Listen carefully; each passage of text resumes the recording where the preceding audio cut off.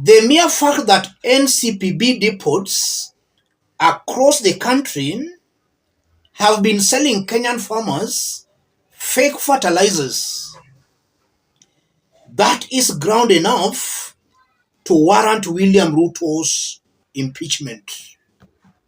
I still don't understand why the members of parliament are still not bringing an impeachment motion against Ruto. That selling of fake fertilizer to Kenyan farmers, that's a ground enough to warrant William Ruto's impeachment. In this video, I want us to have a look at some conflicting remarks made by Isaac Mwaura and CS Agriculture Mithika Linturi. Remarks that clearly confirms Kenyans are getting a raw deal from a confused Kenya Kwanza government. NTV Kenya. The fake fertilizer was a soil conditioning product that was being distributed through NCPB depots, government says. That was the government spokesperson, Isaac Mwaura, speaking a few days ago. And then at the same time, the Agriculture CS also made these remarks.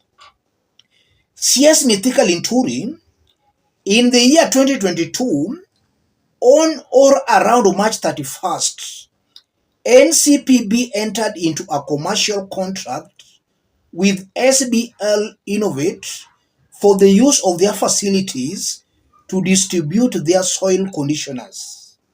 We have not and have no intention of getting soil conditioner as part of the subsidy we are giving to farmers. Thus, Isaac Mwaura and Mithika Linturi, those top government officials, are clearly contradicting themselves. I want us to dig deep into this for Kenyans to understand clearly why this government ought to have been sent home like yesterday. If you are watching us but you have not yet subscribed, subscribe, give this video a like. Let's proceed. That's the kind of a confusion in Kenya Kwanza government. Let's listen once more to Mithika Linturi. We have not and have no intention of getting soil conditioner as part of the subsidy we are giving to farmers. Thus Linturi. Isaac Mwaura, the fake fertilizer was a soil conditioning product that was being distributed through NCPB depots. What does all this mean, ladies and gentlemen? Listening to these two leaders, they are speaking as if they are not very sure of what's going on in the government. And if they know what's going on in the government, then they are speaking with a lot of caution not to step on some powerful toes in Kenya Kwanza government. The interesting bit about it, after all this has been exposed, that fake fertilizers were being sold through the government's NCPB, no action has been taken against anybody. The company that supplied the NCPB, no action has been taken. We have not seen heads rolling. Nobody has been sent home. I think that in itself can explain that there are some powerful forces who are behind this fake fertilizer that is being distributed to Kenyan farmers. And this is a topic on several occasions we have dealt with in this forum. I wanted Kenyans to see and to understand the kind of contradictions, the confusion in Kenya Kwanza government. One government official saying this, another one saying totally different thing, and then William Ruto emerges and says mambo ni matatu. Listening to William Ruto speaking about 1 day ago, he was in Rift Valley. He went to a depot in Rift Valley and he started issuing threats that mambo ni matatu. We don't want the president to issue threats. We should be seeing action. If some people sold fake fertilizers to Kenya, those are criminals. Action should be taken, not threats. And just as I've been saying here, most definitely no action will be taken because this whole government is a criminal government.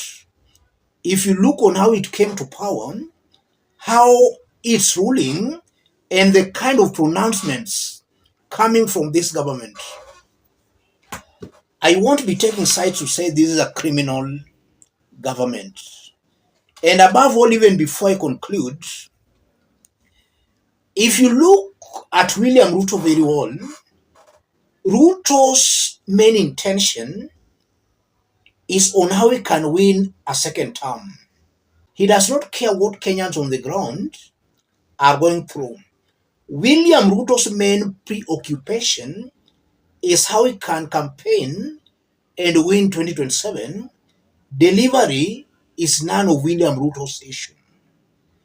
And the mere fact that our members of parliament are not seeing the need to even start an impeachment motion against Ruto, that in itself confirms that all these members of parliament, Kenyans are suffering because of the type of leaders they are electing. Most of them have gone silent. In fact, I was very much disappointed listening to PK Salasia speaking at an interview. Salasia was saying that as for now, he will not be attacking or playing national politics till 2026. So you are seeing that even the opposition, the members of parliament who are elected to serve the people, they want to play it safe so that they can benefit from the government, and at the same time, they are trying to cheat the masses that they are defending their interests. Kenyans should do the needful by sending all these leaders home. They are a big embarrassment to Kenyans. Let me stop it there, ladies and gentlemen. If you are watching us but you have not yet subscribed, subscribe, give this video a like. Let's meet in our next analysis. Thank you. Sikia, rais yetu iko hapa na iko na furaha, liko anashindwa na hiyo weather, lakini mzee kusajaribu sababu ya nini kukuja hapa hata na barabara. He loves us so much, he loves this country so much that especially myself, I have no words to say thank you to him. God gives him 100 years of life. I wish that we have this president for at least for 25 years. I was a candidate. And I want to say in this media and everybody in Kenya to hear me, I'm not in UDA myself. I'll never wear yellow anymore. What happened? Because I've been with Moi, I've been with Kibaki. I know the structure of election. I know how the people should put people together. I know how you should get your light on nomination. It did not work. Let me tell you, like in Nakuru, they did something with the governor there. 7 family of his family, the sister, the grandchild, the nini, they gave nomination. My people like in Bahati, they got nothing who supported the UDA. So for the UDA, let's not talk about it here for me, because I'm not part and parcel for the UDA. I will support the president. I will go on either independent or any other party, but not in UDA. Hiyo ni matope, hiyo ni shida ambayo iko mbele yetu. It's a big problem. Because, so in which party? Let me ask you, my brother. You know I work for UDA. You want to see when we are getting the director of something, we go and get Western when he was in the other party there. We are not there ourselves. Who did this work for UDA? Why are we not there? Are we not capable? So before we remove ourselves, we are already removed. Before we remove ourselves, already we are removed. We are nowhere. Someone like me, they are appointing people, they are giving people position. Where am I? I was almost dying fighting for the UDA.